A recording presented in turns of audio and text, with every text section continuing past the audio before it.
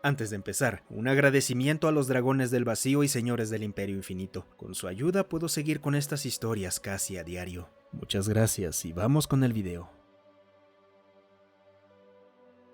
Guerreros y soldados.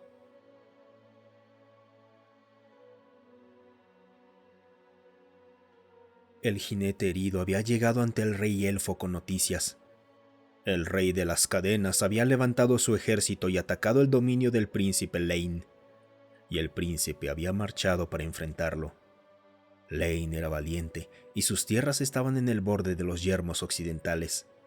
Sus tropas estaban curtidas en batalla, y muchos jinetes y maestros de la espada acudían a su estandarte incluso en tiempos más pacíficos.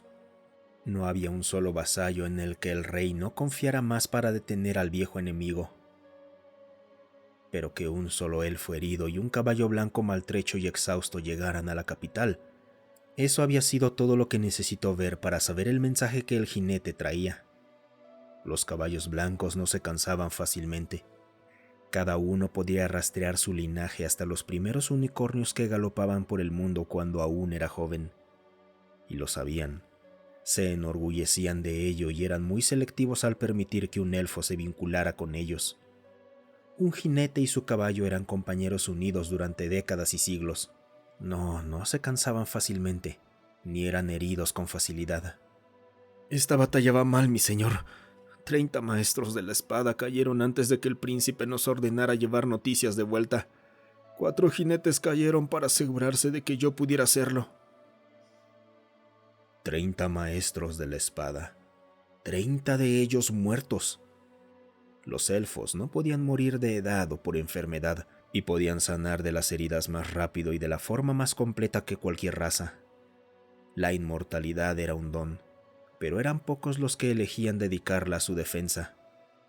Un elfo podía entrenar con la espada durante muchas vidas de los hombres antes de ser considerado digno del título de maestro de la espada.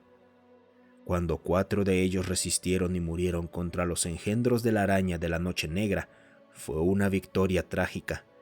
15 de ellos contuvieron a 1000 orcos en el paso de Piedra Profunda el tiempo suficiente para que los enanos del rey Dawi excavaran el camino bajo ellos. 2 maestros de la espada cocinando la cena en una playa habían bastado para detener una invasión de algunos de los pueblos del mar durante el reinado de su padre. Ninguno de los invasores se atrevió a bajar de sus barcos a una playa defendida por hojas élficas, y ni siquiera 30 maestros de la espada, empuñando espadas y vestidos con armaduras hechas de luna y luz solar, forjadas por herreros tan dedicados como ellos a sus oficios, no solo habían sido derrotados, sino asesinados. Entonces las tierras occidentales están perdidas, pero no la esperanza. Descansa tú y tu caballo, pues necesitaré muchos jinetes. Llamaremos a nuestros viejos aliados y a los antiguos tratados. El encadenador de almas se alza de nuevo sobre nosotros, y nosotros nos alzaremos contra él. La ciudad resplandeciente ya no parecía estar a la altura de su nombre. Meses de guerra habían hecho que las calles se volvieran poco a poco más vacías y apagadas. El enemigo se acercaba cada día, y los ejércitos de los elfos habían sido diezmados y empujados hacia atrás. Ahora, el ejército de cosas oscuras y sin alma podía verse desde las murallas de la ciudad, y todos sabían que, con toda probabilidad, pronto pasarían a formar parte de él. Los elfos inmortales enfrentaban su mortalidad inminente, y no todos lo llevaban bien. Los propios guardias del rey estaban apostados para defender las puertas exteriores no del enemigo, sino después de que una mujer intentara abrirlas para reunirse con sus hijos al servicio del encadenador. No había sido la única en afrontar mal la muerte que se aproximaba. Había habido poco que celebrar en la capital desde la caída de Lane, aún menos desde que una criatura usando su cuerpo había sido vista liderando la columna enemiga. Paso a paso, toda esperanza había abandonado a los elfos. Primero, las noticias de la invasión. Luego la respuesta de los enanos llegó con un jinete. Defenderían sus montañas y sus fortalezas y acogerían refugiados sin reparos, pero su rey no comprometería a sus tropas fuera de sus tierras. Ni siquiera el audaz señor de una fortaleza fronteriza desobedecería una orden directa del rey. La reina Unia, del pueblo del mar, juró proteger los mares y asegurar que los barcos pudieran viajar hacia y desde los puertos élficos, pero no podía hacer nada contra el ejército que marchaba por tierra. Ni siquiera el jefe Ogu de los clanes orcos enviarían tropas. Estaba demasiado ocupado luchando una guerra civil provocada por el enemigo. Eso sí que era un mal presagio. El rey consideraba a Ogu un amigo y lo veía como el mayor líder que los orcos habían tenido desde su unificación casi un milenio atrás. Que enfrentara una amenaza real a su mando hablaba de la oscuridad que cubría el mundo. Al menos todos esos líderes habían dignado a responder. Los grandes dragones y los magos de las torres brillantes ni siquiera contestaron cuando se les llamó. Su hija mayor había ido a los picos y había hecho sonar el gran cuerno ella misma, y ni una sola de esas malditas criaturas apareció. Que se condenen los viejos juramentos. El jinete que había traído la noticia de la invasión fue enviado como último llamado de auxilio, pero nada se había sabido de él desde que partió. El reino de los elfos estaba solo, ni un solo aliado acudiría en su ayuda, y el último que podría hacerlo quizás ni siquiera conocía su situación. La ciudad caería en menos de 15 días. No era una gran fortaleza, desde luego, no una que pudiera resistir sola contra la casi interminable horda del encadenador. El rey ya podía escuchar los cuernos, cuernos de guerra, cuernos marciales, cuernos y tambores, los sonidos de un ejército en marcha. Sí, los tambores llevaban un ritmo entrecortado y constante, marcado por los cuernos. Sin duda, el fin debería estar cerca para que el ejército de los condenados anunciara tan ruidosamente sus intenciones. Uno de los guardias subió corriendo las escaleras, seguramente para anunciar el inicio de un asedio real, o quizás la deserción masiva de sus compañeros. Eran firmes, sí, pero ni siquiera ellos eran inmunes al terror que precedía al viejo enemigo.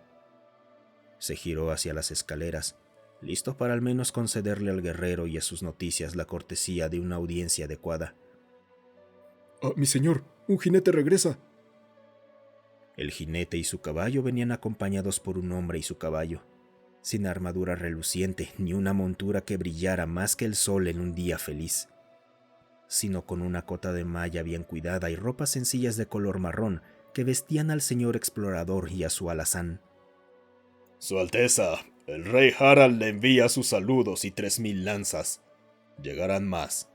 Estos son los hombres lo bastante cercanos a su fortaleza para ser llamados a las armas o que pudieron reclutarse en el camino. El rey ha partido para reunir más de sus estandartes y llevarlos a la batalla. Mantendremos al enemigo donde está hasta que él llegue. El rey casi rió. El peso de la perdición inminente había flotado sobre la ciudad de los inmortales durante tanto tiempo, y fue aliviado no por un antiguo dragón, ni por un señor enano cubierto de oro, sino por este jinete con túnica raída y los soldados mortales que lo acompañaban. Había hombres que nacían y envejecían y morían en menos del tiempo que un elfo podía tardar en aprender sus nombres, pero habían venido a luchar y morir contra el enemigo común. Si un maestro de la espada no tenía igual como guerrero, el humano no tenía igual como soldado, y ni siquiera el rey de las cadenas podía levantar un ejército igual al de los humanos. La batalla había sido impactante en su brutalidad. El rey había visto a los orcos luchar en guerra abierta y los había considerado maestros de la violencia brutal, pero no podían igualar a los humanos en la eficiencia ni en la escala. Una carga de 200 orcos sería recordada durante generaciones en su pueblo. Una carga de 200 soldados humanos apenas sería registrada.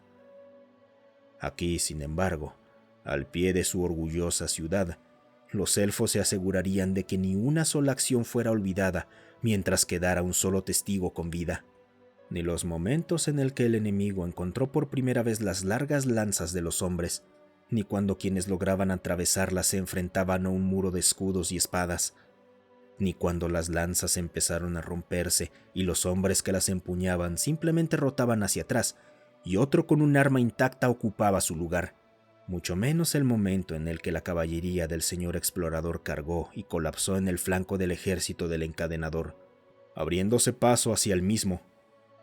Este comprometió sus reservas para detenerlo, criaturas viles y amorfas que podrían enloquecer a algunos con solo verlas, y ese fue su error.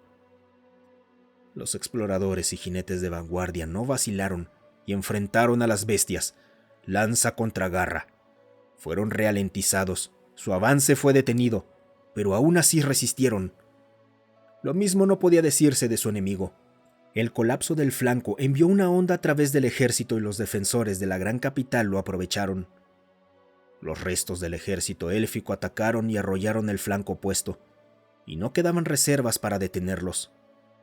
Elfos, reforzados por sus camaradas mortales, avanzaron profundamente hacia el corazón de la formación enemiga, y los maestros de la espada restantes solo se detuvieron lo suficiente para asegurar que el cuerpo del príncipe Lane finalmente recibiera el descanso merecido. El Rey Oscuro intentó retirarse ante el contraataque, pero no pudo huir lo suficientemente rápido para escapar de las lanzas de sus perseguidores. Al final, el Rey de las Cadenas cayó a manos de un hombre, apenas lo bastante viejo para ser llamado soldado. Y el recuerdo de ese momento sobrevivirá incluso a los descendientes de sus descendientes.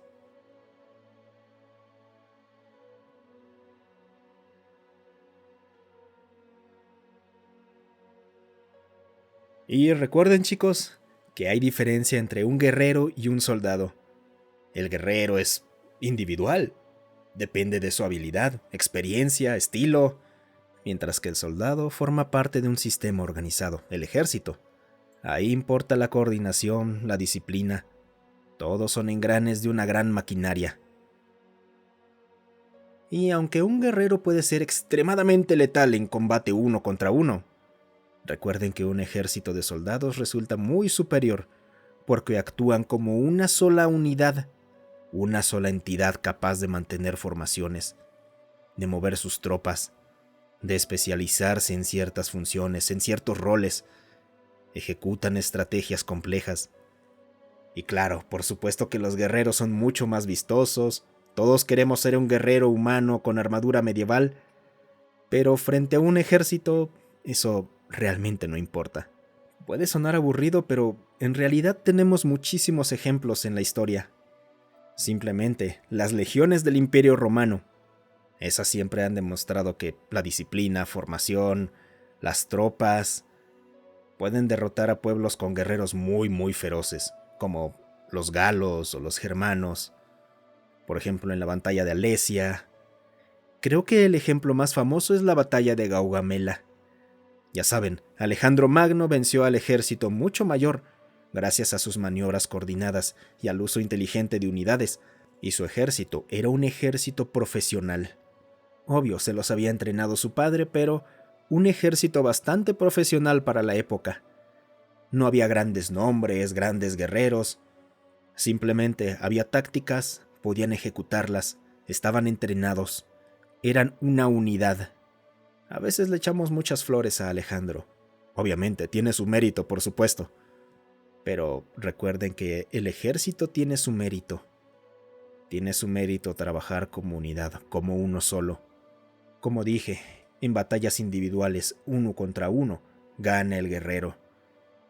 Pero pon 100 soldados y 100 guerreros, y siempre ganarán los soldados.